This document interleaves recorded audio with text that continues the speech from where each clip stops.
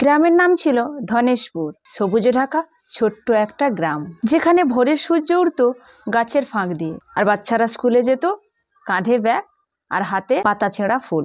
কিন্তু সময়ের সাথে সাথে মানুষ বদলাতে লাগলো। গাছ কেটে ঘর, দোকান, রাস্তা সব বদলাতে লাগলো। সবকিছু বাড়লো, শুধু সবুজটা কমলো।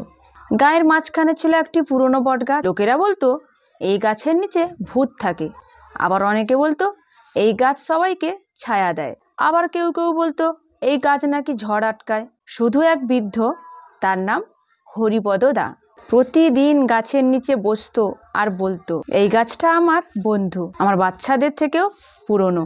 একদিন গ্রাম পরিষদের মিটিং হলো, রাস্তা চওড়া করতে হবে। সবার চোখ গেল ওই বট গাছটার দিকে। কেউ একটা বলল ওই গাছটা কেটে ফেললেই তো কাজটা সহজ হয়ে যায়। বৃদ্ধ বলল গাছটা কাটলে তুমি শুধু কাঠ হারাবে না, ছায়াও হারাবে। কিন্তু কেউ শুনলো না। পরদিন সকালে গাছটা কেটে ফেলা হলো।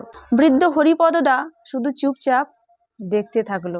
দাঁড়িয়ে দেখলো তার চোখের জল বাতাসে শুকিয়ে গেল। গাছ কাটার কিছুদিনের পরেই অদ্ভুত পরিবর্তন দেখা দিল। গ্রীষ্মের সূর্যে আরো গরম, পুকুর শুকিয়ে গেল, গ্রামের চারপাশের মাঠ ফাটল ধরল। জল আনতে গ্রামের মেয়েদের 4 কিলোমিটার দূরে যেতে হতো। শিশুরা অসুস্থ হতে লাগলো।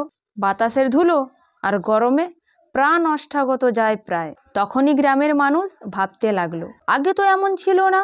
হরিপদদা তখনও সেই প্রতিদিনের মতো সেই গাছটার নিচে বসে থাকতো, কাটা গোড়ার পাশে, যেখানে একসময় সবুজ ছায়া ছিল। একদিন ওর পাশে এলো গ্রামের কয়েকটি যুবক। একজন বলল, দাদা আমরা ভুল করেছি, আমরা গাছটা কেটে ফেলেছি। হরিপদদা শুধু বলল, ভুল স্বীকার করাই শুরু, এবার বাঁচাও। সেই দিন থেকেই শুরু হলো নতুন গল্প। গ্রামের সবাই মিলে লাগাতে লাগলো নতুন চারা গাছ।